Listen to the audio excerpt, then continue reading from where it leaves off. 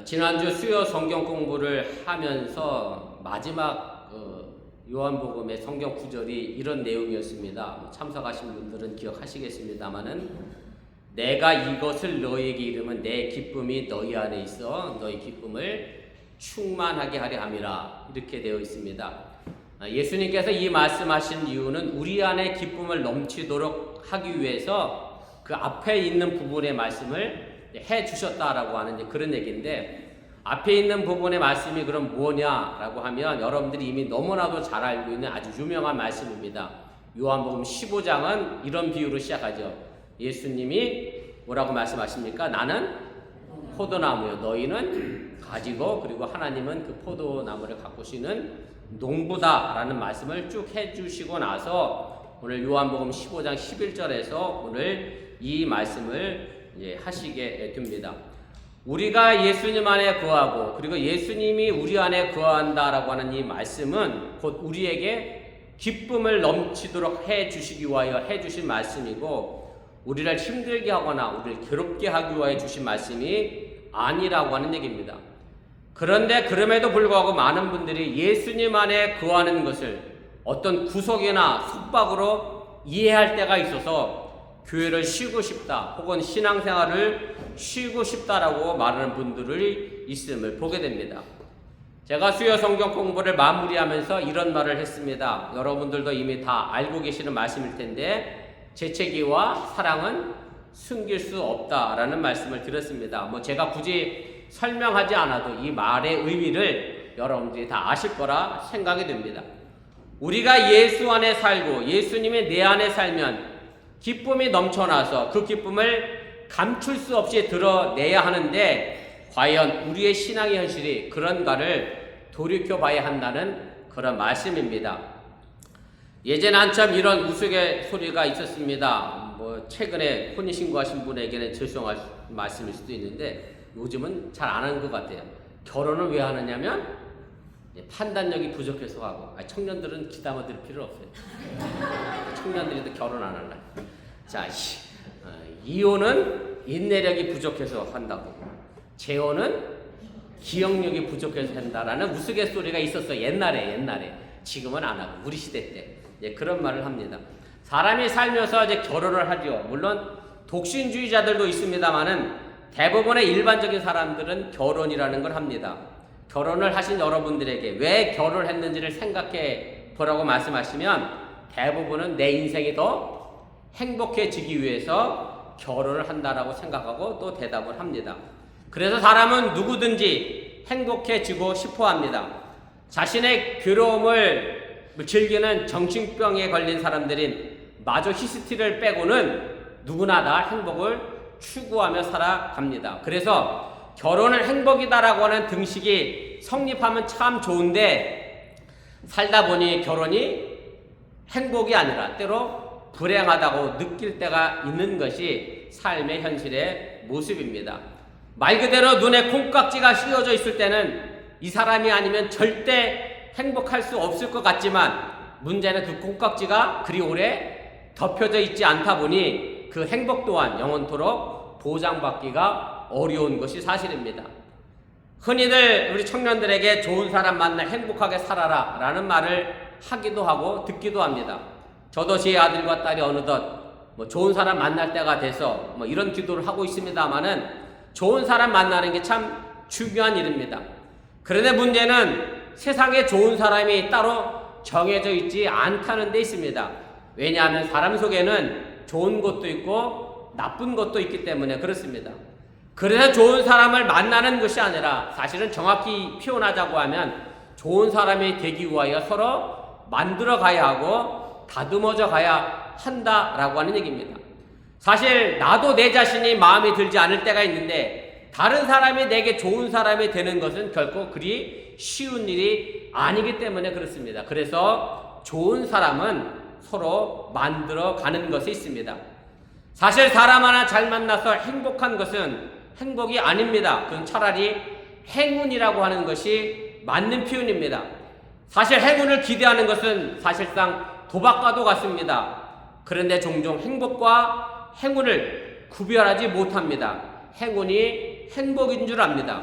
행운은 거저 얻어지는 것입니다. 그러나 행복은 결코 그렇지가 않습니다. 행복은 그만한 대가를 요구하고 있다는 사실을 여러분들이 깨달으시길 바랍니다.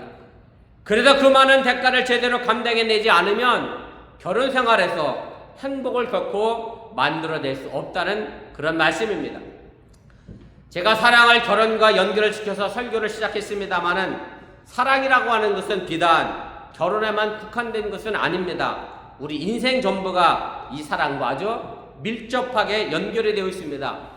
대표적으로 보면 부부 관계가 그럴 거고요. 부모와 자녀의 관계가 그렇습니다. 그리고 직장에서 동료와의 관계도 그렇고 이웃과의 관계도 사랑의 관계를 맺게 됩니다. 그리고 이 사랑을 통해 행복하려고 하면 우리가 꼭 기억해야 될 말씀이 있습니다. 바로 사랑장이라고 불리는 고린도전서 13장에 있는 말씀인데요. 그 결론 마지막 부분에 보면 사도 바울이 이런 말씀을 합니다. 11절 12절 말씀인데 함께 좀 읽어보겠습니다. 내가 어렸을 때에는 말하는 것이 어린아이와 같고 깨닫는 것이 어린아이와 같고 생각하는 것이 어린아이와 같다가 장성한 사람이 되어서는 어린아이의 일을 버렸노라. 우리가 지금은 거울로 보는 것까지 힘이 하나 그때에는 얼굴과 얼굴을 대하여 볼 것이요 지금은 내가 부분적으로 하나 그때에는 주께서 나를 아신 것 같이 내가 온전히 알리라. 바울은 사랑을 말하면서 어린 아이의 일을 버리라고 말합니다. 어린 아이처럼 말하고 어린 아이처럼 생각하고 어린 아이처럼 깨닫는 것을 버리라고 말씀합니다. 왜 어린 아이의 일을 버리라고 할까요? 어린 아이의 일이 무엇인지 알아야 우리는 어린아이의 일을 버릴 수가 있습니다. 어린아이는 보이는 대로 느끼는 대로 하고 싶은 대로 말하고 깨닫고 생각합니다. 어린아이는 감정 주도적이고 자기 중심적이기 때문에 그렇습니다. 바로 이런 어린아이를 버리라고 사도 바울은 말합니다. 어린아이는 하고 싶은 대로 말합니다. 상대방의 마음을 고려하지 않습니다.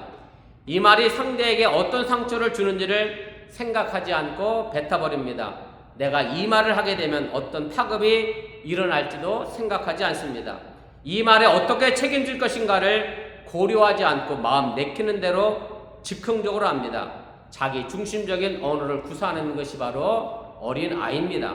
그런데 어린아이가 아닌 어른이 이렇게 말을 하면 정말 큰 문제가 생기게 됩니다. 두 번째로 사도 바울은 깨닫는 것이 어린아이와 같았다라고 말하면서 어린아이를 버리라고 말합니다. 어린아이의 깨닫는 것은 깊이가 없습니다. 본 그대로 깨닫습니다. 본 것이 현실입니다. 그래서 먹을 것을 좋아하고 일단 노는 것부터 해야 하고 야단치면 웁니다.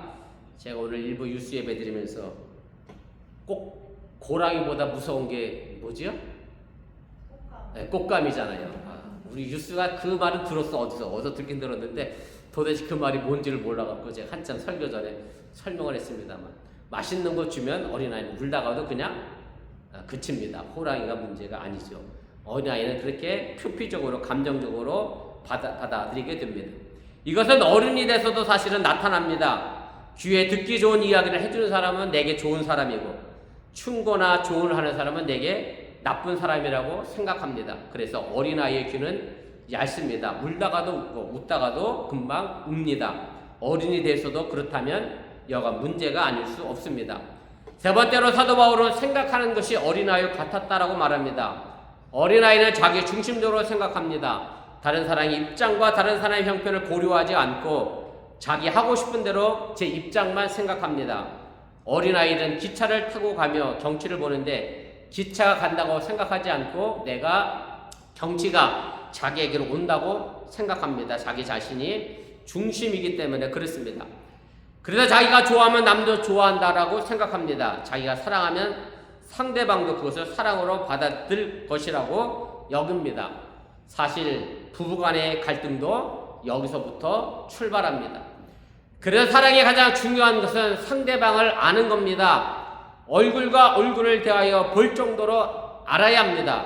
주님께서 나를 아신 것처럼 내가 상대를 온전히 알 때까지 사랑하는 것이 아니라고 하는 얘기입니다. 여러분들 가만히 생각해 보시길 바랍니다. 왜 부부간에 다툼이 생기는지를 생각해 보면 그 이유는 분명합니다.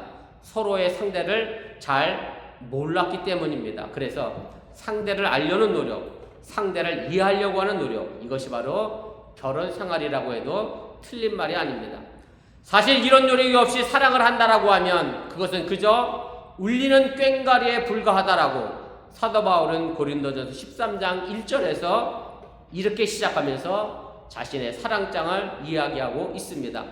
사랑은 노력하는 것이고 그 노력만큼 행복해지는 겁니다. 그냥 얻어지는 것은 행복이 아니라 행운이라고 말할 수 있다라고 하는 얘기입니다. 오늘 우리가 함께 읽은 신명기의 본문은 그래서 행복에 관한 말씀을 우리에게 가르쳐 주고 계신 하나님의 말씀인데, 세상에 그냥 얻어지는 행복은 결코 없다는 것을 다시 한번 우리에게 상기시켜 줍니다. 행복은 우리가 노력한 만큼 주어진다라고 하는 얘기입니다. 하나님은 모세를 통하여 우리가 행복해질 수 있는 비결을 알려주십니다. 가만히 있으면 저절로 행복해진다라고 말씀하지 않으셨고 우리에게 노력을 하라고 하십니다. 그래서 본문 12절은 이렇게 시작을 합니다.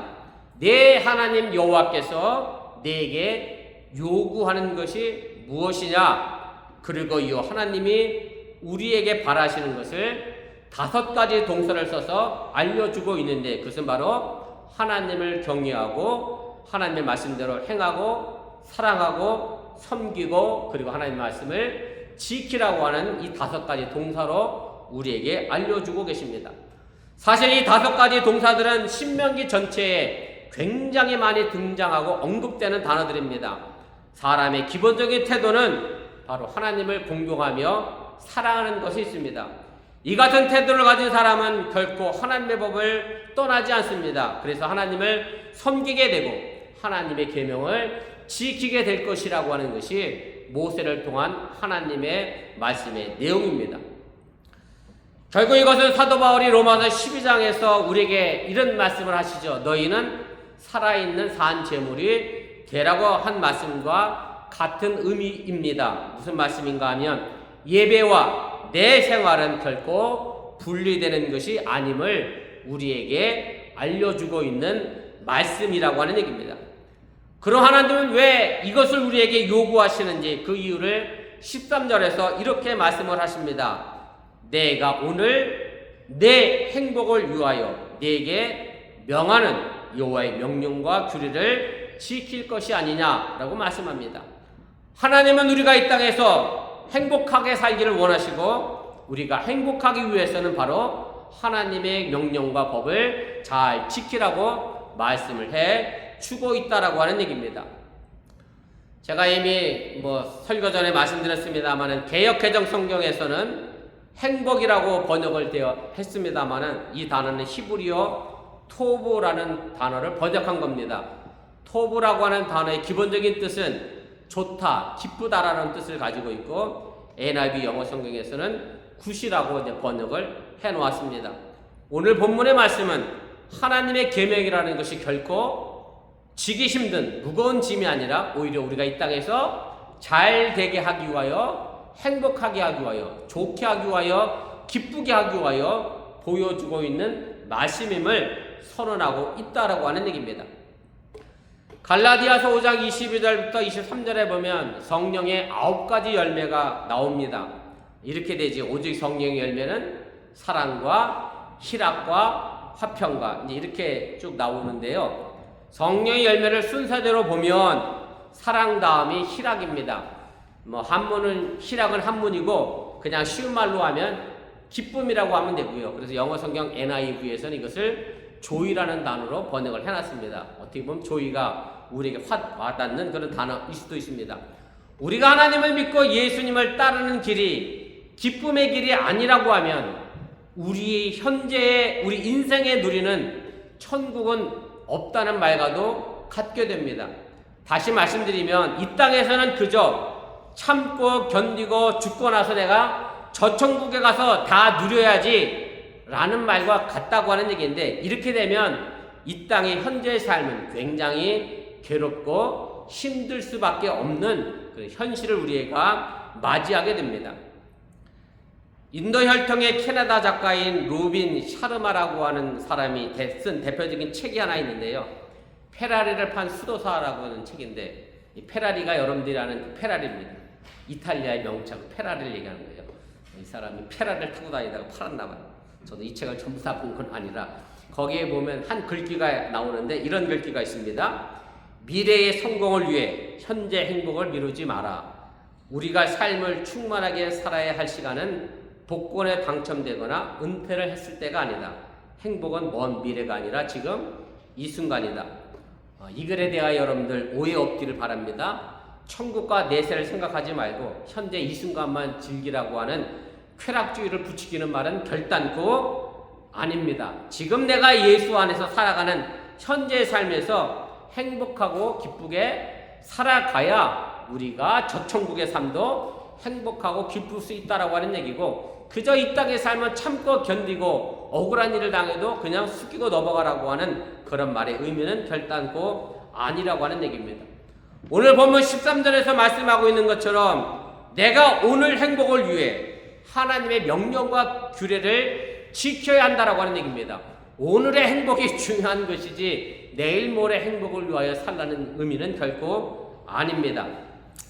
지난 주간에 우리 집사람이 부모님 때문에 소교상에서 전화를 하셨는데, 저희가 뭐 크진 않지만 용돈을 이렇게 보내드리거든요. 근데 그 돈을 안 쓰고 통장에 차곡차곡 쌓아놓고 계시고 나라에서 주는 돈만 두 분이 이렇게 나눠서 쓰시나 봐. 그러니 굉장히 형편이 어려우신가 봐.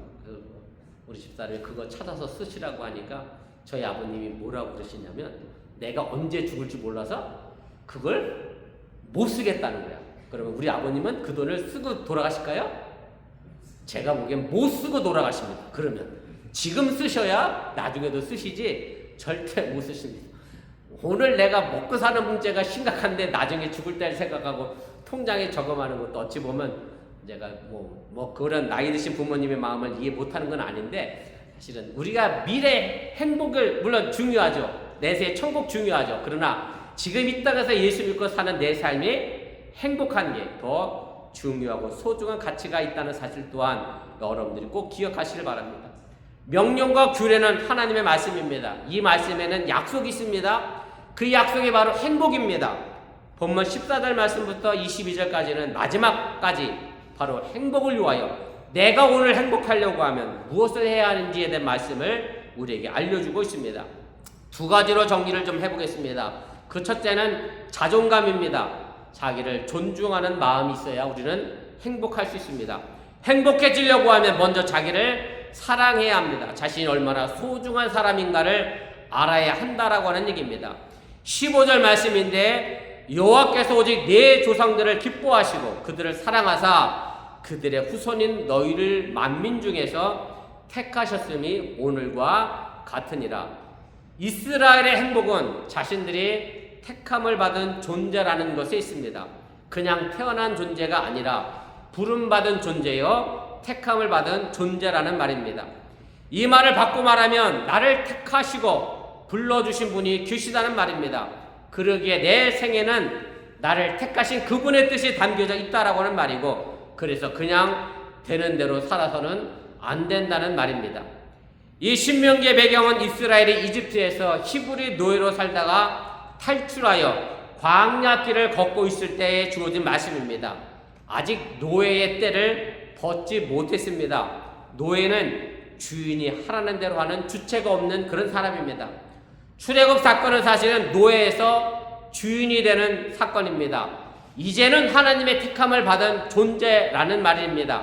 이집트의 주인들이 하라는 대로 사는 노예 팔자가 아니라 자신의 삶이 하나님으로부터 부여받은 삶이기에 자기 주체적으로 살아가는 삶인 것을 알려준 사건이 바로 출애굽 사건임을 여러분들이 깨달으시길 바랍니다. 주신 분이 계십니다. 우리를 택하신 분이 계시다는 말씀입니다. 내 존재는 땅에 하찮은 노예가 아니라 하나님으로부터 온 소중한 존재임을 여러분들이 믿으시길 바랍니다. 그러나 그 순간은 한 사람이 한꺼번에 바뀌지 못합니다. 이스라엘 백성들도 그래서 무려 광야에서 몇 년을 헤맸습니까? 40년이라는 시간을 헤매이다가 가나안 땅에 정착하게 됩니다. 이 40년의 광야 생활은 어찌 보면 우리 인생의 시간들입니다. 하나님이 주신 시간입니다. 쉽게 말하면 내가 예수 믿었다고 해서 내 삶이 하루아침에 그렇게 바뀌지는 않습니다.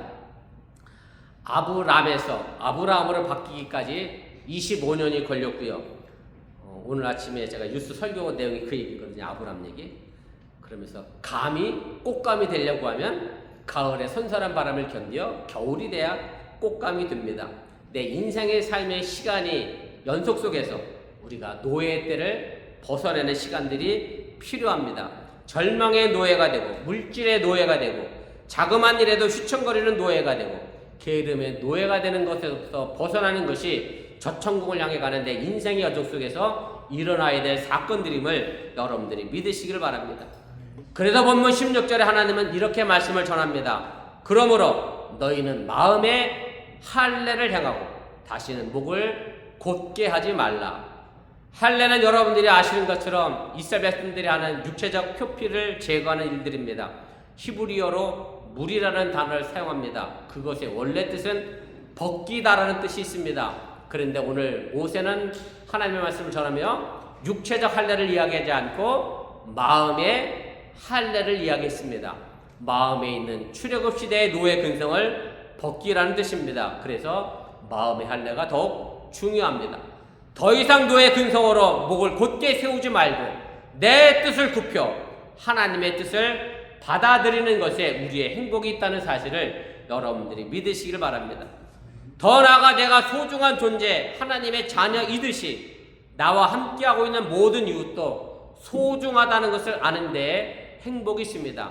나의 자존감이 아니라 다른 사람의 자존감을 아는 데서 행복이 있다는 말씀입니다. 서로 존중하지 않으면 서로 죽이고 서로를 죽일 수밖에 없는 현실을 대면하게 됩니다. 제가 그젠가요 우크라이나 관련 뉴스를 보다가 이런 뉴스를 봤습니다. 우크라이나가 러시아의 침공을 막으려고 지뢰를 자기 땅에 자기가 설치하고 있어요.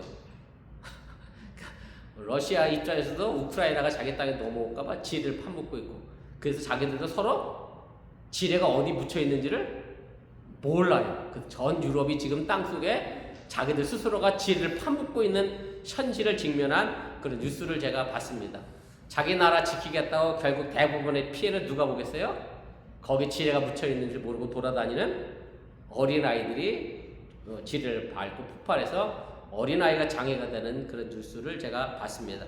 서로 죽이려고 하면 서로 죽는 것이 우리의 삶의 현실임을 여러분들이 잊지 마시기를 바랍니다. 탈무드에 이런 얘기가 있습니다. 제가 그대로 읽을 테니까 앞에 화면에 한번 따라 보시면 좋겠습니다. 따라 만일 내가 남편을 왕처럼 존경한다면 그는 너를 여왕처럼 우대할 것이고, 내가 계집청처럼 처신한다면 남편은 너를 노예처럼 다루고, 만일 내가 너무 자존심을 내세워 그에게 봉사하기를 싫어하면 그는 힘으로 너를 하녀같이 부릴 것이다. 만일 남편이 친구 집을 방문하러 갈 때는 목욕도 하게 하여 몸치장을 잘해서 보내도록 할 것이고, 남편의 친구가 놀러 올 때는 극진히 대접할 것이다. 그렇게 하면 남편으로부터 귀여움을 받게 될 것이다. 언제나 가정의 마음을 쓰고 그의 소지품을 귀중히 여겨라. 남편은 기꺼이 내 머리 위에 간을 씌울 것이다. 물론 가부장적 시대에 쓰여진 탈무드라 이해하고 여러분들이 들으시면 좋을 것 같고요. 이것이 단지 부부간의 이야기는 아닙니다. 함께 더불어 살아가는 모든 세상 사람들의 이야기고 말씀입니다. 그래서 하나님은 모세를 통해 함께 가야 하는 사람들의 소중함을 일깨워 줍니다. 그것이 본문 18절 19절에 나와 있는 말씀입니다. 고아와 과부를 위하여 정의를 행하시며 나그네를 사랑하여 그에게 떡과 옷을 주시나니 너희는 나그네를 사랑하라. 전에도 너희도 애굽 땅에서 나그네 되었음이니라. 여기에 행복이 있다라고 말씀하십니다. 이 행복을 위해 하나님은 우리에게 요구하십니다. 본문 12절을 읽고 다시 제가 정리하겠습니다. 이스라엘아, 내 하나님 여호와께서 내게 요구하는 것이 무엇이냐? 오늘 우리는 이 자리 매주일 이 요구를 듣기 위하여 이 자리에 있다는 사실을 여러분들이 잊지 마시기 바랍니다. 그것은 하나님을 위한 것은 물론 아닙니다. 바로 오늘 내 행복을 위한 말씀이고 우리에게 주어진 말씀을 여러분들이 깨달으시기 바랍니다. 하나님의 최대 관심사는 하나님의 백성인 우리가 행복한 삶을 사는 데 있습니다. 이 세상 모든 부모님들도 마찬가지입니다. 부모가 가장 바라는 것은 바로 자녀들의 행복입니다. 자녀가 잘못되고 불행해지기를 바라는 부모는 한 사람도 없는 것과 같은 이치입니다. 그러나 행복한 삶을 살기 위해서는 반드시 지켜야 할 신호등 같은 것이 있습니다. 신호등에 빨간불이 들어오면 모든 운전자는 주행을 멈춰야 합니다. 모든 운전자는 신호등이 지시하는 대로 따르지 않으면 사고가 나게 되어져 있습니다. 하나님의 계명도 마찬가지입니다. 하나님의 가지 말라고 빨간불을 켜시면 우리는 서야 합니다. 아무리 내 자신이 원하고 여건이 조성되어졌고 내 목표가 분명하고 저 앞에 있다 할지라도 하나님이 멈추라 하면 멈춰야 하는 것이 우리의 행복의 삶의 조건이 됩니다. 반대로 파란불이 켜지면 가야 합니다. 더 머물러 있고 싶어도 나아가야 다른 차들도 정상적으로 운행할 수가 있습니다. 바로 하나님의 계명은 우리의 삶을 행복으로 이끌어가는 신호등이기에 우리가 반드시 지켜야 한다는 사실입니다. 우리나라 속담에 그런 말 있잖아요. 부뚜막에 소금도 집어넣어야 짜지요. 부뚜막에 소금이 한가마 있으면 뭐합니까? 부뚜막에 소금을 넣어야 음식이 제대로 맛을 나죠. 나 소금만 많이 가지고 있다 자랑할 이유가 없다라고 하는 얘기입니다. 오늘도 나의 행복을 위하여 하나님의 계명을 잘 사용하시길 바랍니다. 그래서 날마다 행복과 기쁨이 넘쳐나는 삶을 세상 사람들에게 보여주시기를 바랍니다. 아, 저 사람은 예수 믿는데 얼굴이 왜 저 모양이야, 이런 얘기 들어서는 안 된다라고 하는 얘기죠. 재채기와 사랑을 감출 수 없는 것처럼 예수 믿어서 내 삶이 기쁘다라는 것을 감추어져서는 안 된다라고 하는 얘기고, 그렇게 행복이 흘러넘치고 기쁨이 흘러넘치는 행복한 삶, 오늘 그리고 내일 그리고 저 천국을 향하여 끊임없이 행복한 삶을 살아낼 수 있기를 주님의 이름으로 간절히 축원을 드립니다. 기도하겠습니다. 말씀을 기억하며 1분여 정도 합심해서 함께 기도하겠습니다. 제가 오늘 말씀의 제목을